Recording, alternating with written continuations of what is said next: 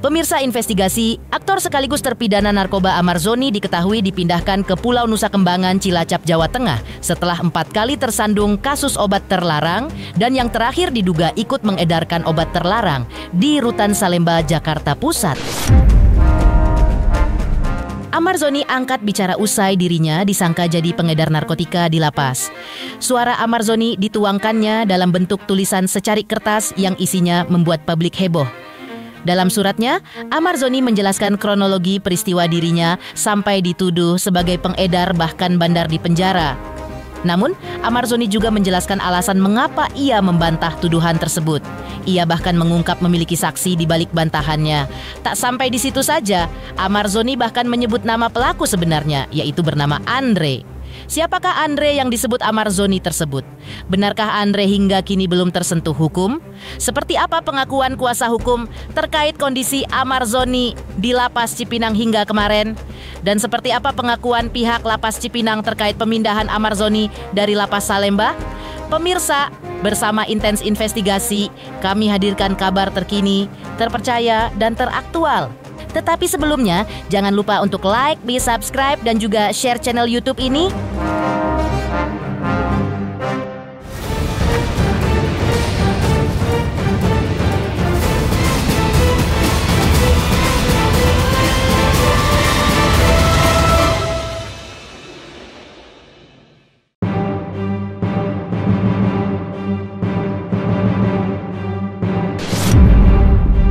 Pemirsa investigasi, aktor sekaligus terpidana kasus obat terlarang Amar Zoni dipindahkan ke Pulau Nusa Kembangan, Cilacap.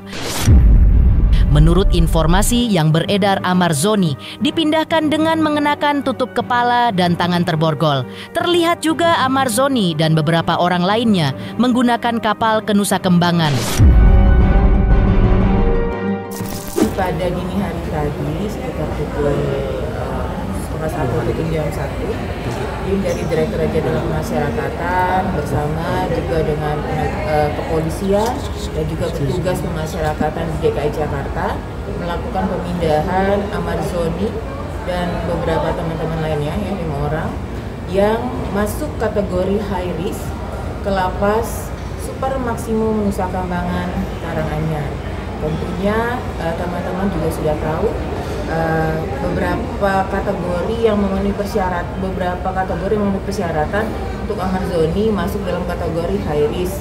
Beberapa pelanggaran kasus narkoba yang sudah dilakukan yang sekarang juga masih dalam proses hukum dan terus berjalan. Jadi ini salah satu langkah tegas seperti arahan dari Bapak Menteri Imigrasi dan Pemasyarakatan serta Bapak Direktur Jenderal Pemasyarakatan.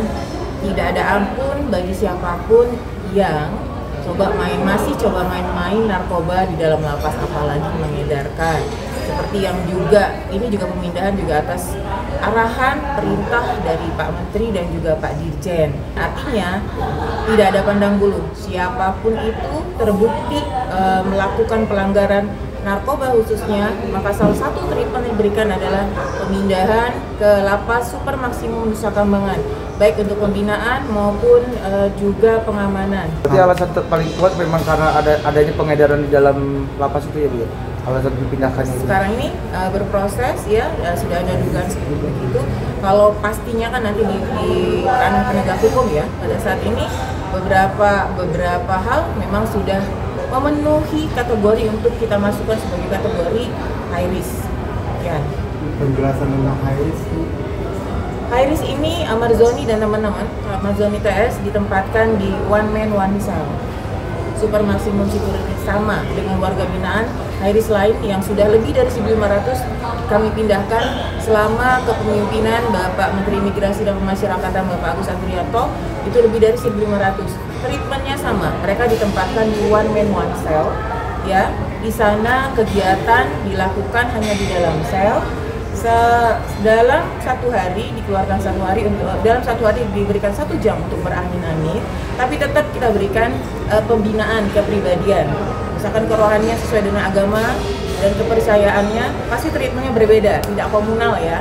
tidak berbareng-bareng, tidak bertemu. Kalau dibilang super maksimum, ini adalah yang paling super maksimum di Indonesia saat ini dengan teknologi yang memang kita harapkan sekali. Tujuan kita adalah agar tujuan sistem pemasyarakatan itu bisa terlaksana di sini. Pemindahan ini ada dua hal, teman-teman. Satu, melindungi lapas rutan di mana warga binaan Haris ini ada. Ya, jadi tidak menghindari tertularnya perilaku yang memang menyimpang ataupun perilaku yang tidak benar ini, pelanggaran ini, dan lapas rutan bersih dari narkoba. Yang kedua, untuk si warga binaan Hairi sendiri, kita masih tetap berharap mereka dapat berubah perilakunya, ya, dengan treatment yang sesuai super maksimum. Nanti kan ada asesmen.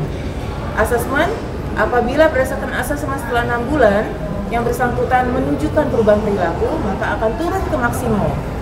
Ya, maksimum ini juga masih ketat. Gitu. Jadi tapi saat ini yang bersangkutan masih super maksimum one man one cell. Ini pelurusan ya. Jadi yang dipindahkan ke Nusa Kambangan, khususnya super maksimum dan maksimum security, adalah narapidana yang masuk kategori high risk, risiko tinggi. Risiko tinggi ini didapatkan dari hasil asesmen. Artinya itu bukan tergantung dari kasusnya atau berapa lama kasusnya, ya. Jadi dia mau kasusnya penipuan, pencurian, atau yang sisanya tinggal 5 bulan, 3 bulan lagi, tapi masuk kategori haris, maka akan kita treatment di lapas super maksimum dan super maksimum Pulau Nusa Kambangan. Belum reda kabar yang membuat publik geger bahwa Amar Zoni diduga mengedarkan narkoba di dalam penjara. Kini publik pun dibuat geger lagi oleh aksi Amar Zoni yang berani buka suara dari lapas melalui sepucuk surat yang ia tulis. Melalui surat yang dibacakan oleh kuasa hukumnya John Matias tersebut, Amar Zoni tampak menjelaskan kronologi yang intinya menjelaskan bahwa dirinya tidak seperti dituduhkan, yaitu diduga terlibat mengedarkan narkotika di dalam penjara. Melalui surat tersebut, Amar juga menampik tudingan bahwa dirinya adalah seorang pengedar, apalagi seorang bandar narkoba yang mengendalikan narkoba dari lapas. Dalam surat tersebut, Amar Zoni menegaskan dirinya hanya seorang public figure yang sedang dalam masa pembinaan bersama agar bisa sembuh dan segera keluar. Amar Zoni menyadari bahwa tidak akan mudah bagi dirinya untuk dipercaya lagi oleh publik lantaran dirinya sudah berulang kali terjerat kasus narkoba. Namun, surat ini ditulisnya karena ia masih percaya bahwa kebenaran pasti terungkap. Amar Zoni juga mengungkapkan rasa terima kasihnya kepada Dr. K.A. alias Kamelia kekasihnya, yang menurut Amar Zoni masih tetap setia menemani dirinya hingga saat ini. Bersama surat ini saya ingin menyampaikan bahwa saya tidak seperti yang dituduhkan oleh media. Saya ingin semua orang tahu, belum saya tahu bahwa saya bukanlah seorang bandar. Saya bukan pengedar. Saya hanyalah seorang public figure yang sedang dalam masa pembinaan bersama agar dapat segera pulang. Itu jadi kan dia masih dalam pembinaan dan bersama patuh agar cepat segera pulang. Nah, saya sadar tidak akan mudah bagi saya untuk dipercaya dipercaya lagi nama saya, namun saya percaya kebenaran pasti terungkap. Lewat kuasa hukum saya, Om John Matias, beserta tulisan pernyataan saya ini, saya akan menjelaskan kronologis singkat versi saya. Terima kasih buat semua yang masih berjuang mendoakan saya, terutama untuk Dr. K yang tetap setia menemani saya sampai pada saat kebenaran ini terungkap.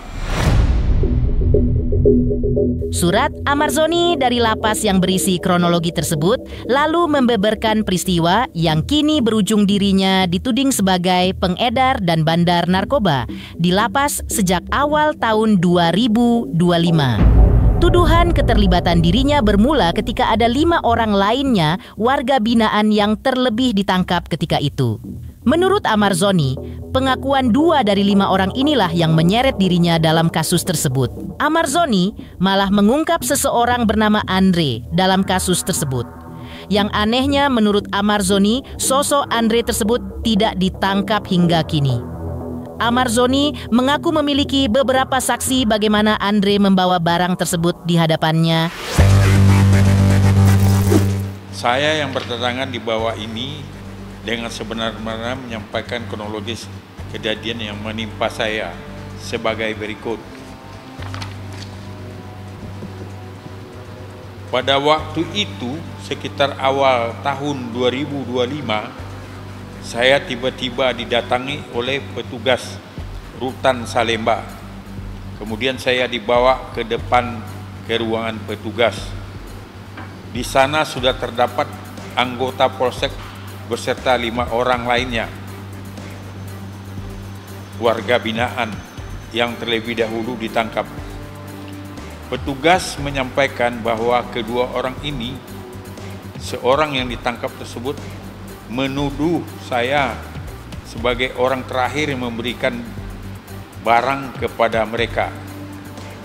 Padahal jangankan untuk memberikan barang, terlarang, mengenalnya pun tidak. Dan saya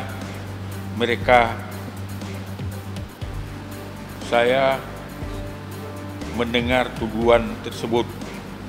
Namun petugas Polsek terus menekan saya untuk mengaku sesuatu yang tidak saya lakukan. Dalam kondisi tertekan dan tidak tahu harus berbuat apa, akhirnya saya mengikuti kemauan pihak Polsek karena mereka menjanjikan akan membantu saya apabila saya mengikuti arahan mereka.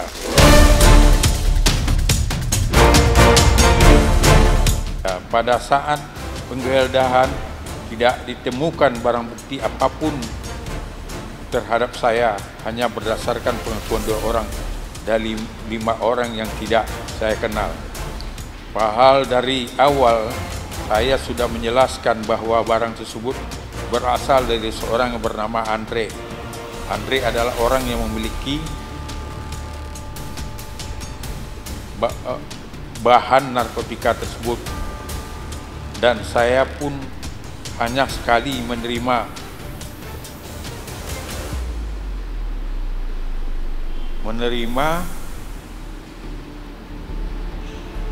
kurang jelas ini dan tidak pernah menerima uang sepeser pun dari Andre. Bahkan saya punya saksi yang melihat bahwa orang-orang yang datang ke tempat saya membawa barang tersebut dan membagi di depan saya.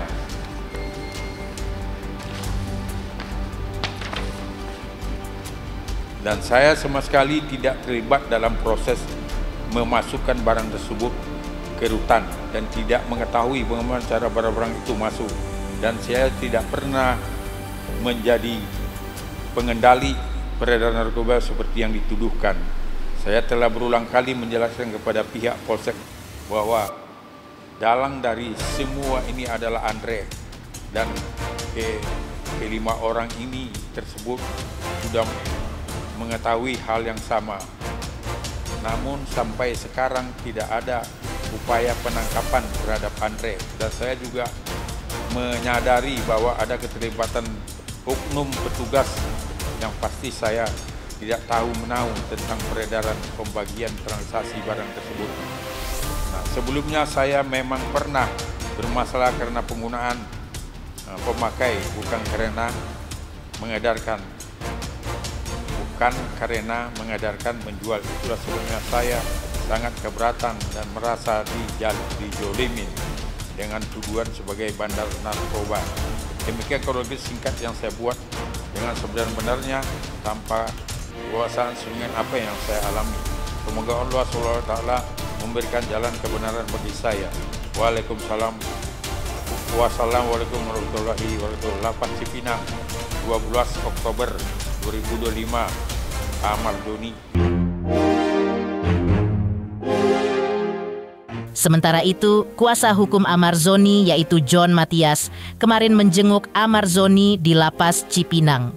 Menurut keterangannya, kondisi fisik Amar Zoni dalam keadaan sehat, namun secara psikologi pasti dengan adanya tuduhan dirinya sebagai bandar besar serta seorang mengatur peredaran narkotika di lapas tentu saja mengganggu dirinya.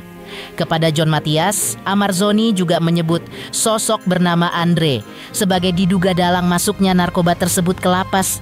Namun John Matias juga mengaku heran karena Andre belum juga ditangkap. Ya kalau fisiknya sehat ya, tapi kalau psikologi ya pastilah, pasti ada lah.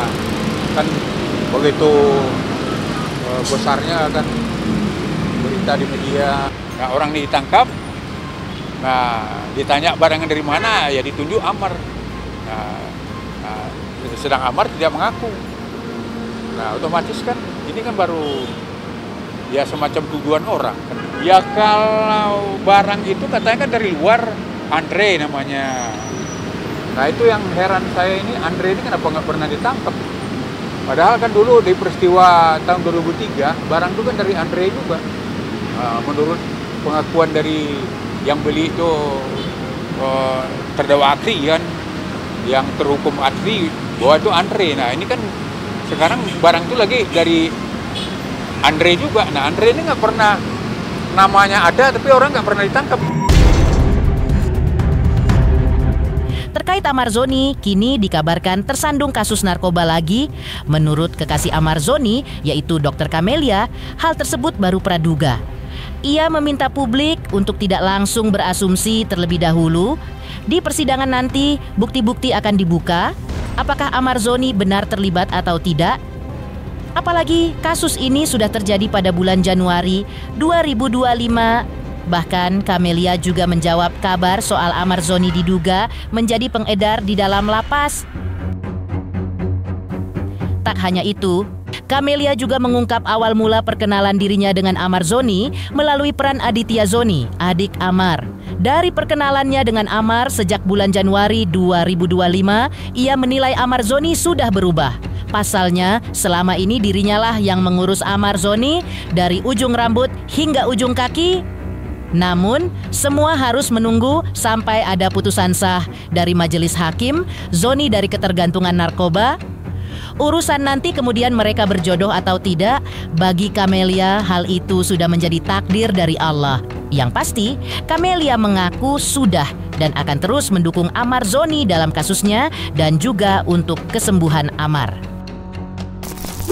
Oh enggak.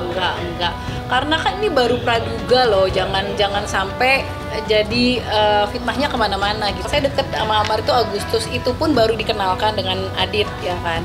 Berjalannya waktu dari pas Januari itu kita emang sudah deket, sudah ya istilahnya sudah punya hubungan tapi tidak seintens yang sekarang. Nah setelah kejadian Januari itu saya bisa jamin setelah itu Bang Amar itu benar-benar udah berubah. Nanti kita lihat aja di fakta persidangan bagaimana penampilannya Bang Amar, bagaimana dia sekarang, nanti dibuktiin aja di fakta persidangan.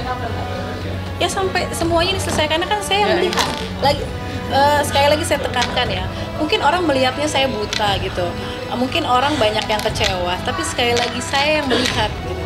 Saya yang melihat bagaimana keadaan Bang Amar, bagaimana dia di dalam itu saya yang tahu. Jadi makanya ada sahabatnya yang bilang, saya mau tanya, dia emang selama ini kunjungan nggak? Saya tanya. Jadi setiap minggu, awal-awal pertama sebulan sekali, seminggu sekali, itu saya yang ngurusin Amar dari ujung rambut sampai ujung kaki. emang sekarang kalau kan memang kita kan udah jodohnya dewasa gitu. ya, berhubungan juga Kita bukan kan nggak berhubungan tahu untuk besok cuman nanti aja nggak gitu. ngerti. At least aku udah dukung, tiba-tiba di luar tidak jodoh, itu sudah urusan Tuhan. Balik lagi, rezeki, jodoh, maut itu urusan Allah gitu. Tapi yang saat ini apapun yang terjadi dengan Bang Amar gitu ya, mau saya berkomitmen atau tidak gitu ya, Seperti yang saya sekarang tetap kita ada di Bang ketemu aja Amar. juga. Mengejutkan, kuasa hukum membacakan surat amar Zoni dari lapas yang menjelaskan bahwa dirinya tidak terlibat peredaran narkoba di lapas. Lantas, seperti apa pihak lapas Cipinang menjelaskan alasan amar Zoni dipindahkan dari lapas Salemba ke lapas Cipinang? Pemirsa Intens Investigasi, jangan lupa saksikan terus Intens Investigasi. Dan pastikan jangan lupa untuk like, subscribe, share, dan juga komen. Tim redaksi Intens Investigasi juga mengucapkan banyak terima kasih kepada semua subscribers hingga channel Intens Investigasi kini menuju 4 juta subscribers.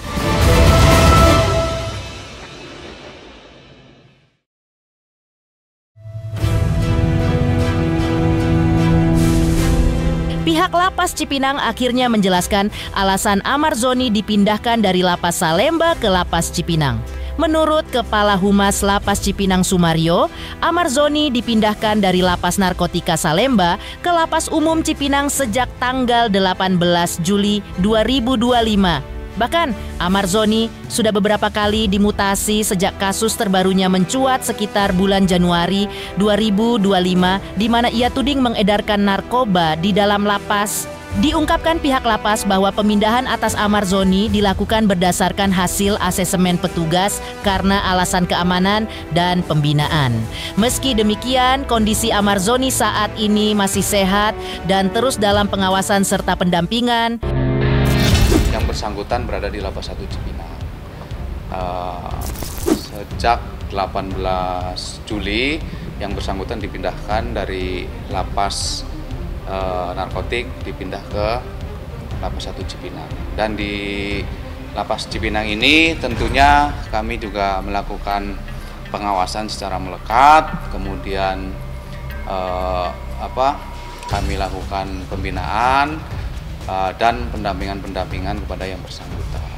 Sampai sejauh ini sih yang bersangkutan dalam keadaan sehat dan terus dalam pantauan kami. Jadi sejak kejadian ya sekitar bulan Januari, yang jelas dari Rutan Salemba sudah melakukan mutasi kepada yang bersangkutan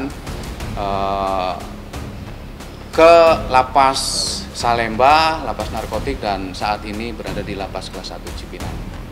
Jadi yang bersangkutan kan setiap lapas kan terus melakukan asesmen dari hari ke hari, minggu ke minggu, bulan ke bulan, terus dilakukan asesmen bagaimana perkembangan warga binaan ini gitu. Jika memungkinkan untuk mutasikan dengan alasan untuk keamanan dan pembinaan, maka yang bersangkutan boleh-boleh saja untuk dilakukan pemindahan. Terkait dengan hal tersebut, tentunya pimpinan mempunyai kebijakan ya berdasarkan dari hasil asesmen ya. Jadi untuk itu kami masih menunggu arahan dari pimpinan. Mengejutkan, pihak Lapas Cipinang jelaskan alasan amar Zoni dipindahkan dari Lapas Salemba ke Lapas Cipinang. Lantas, seperti apa pula penjelasan pihak Kejaksaan Negeri Jakarta Pusat terkait pasal dan ancaman hukuman yang akan menjerat amar Zoni? Pemirsa Intens Investigasi, jangan lupa saksikan terus Intens Investigasi dan pastikan jangan lupa untuk like, subscribe, share, dan juga komen.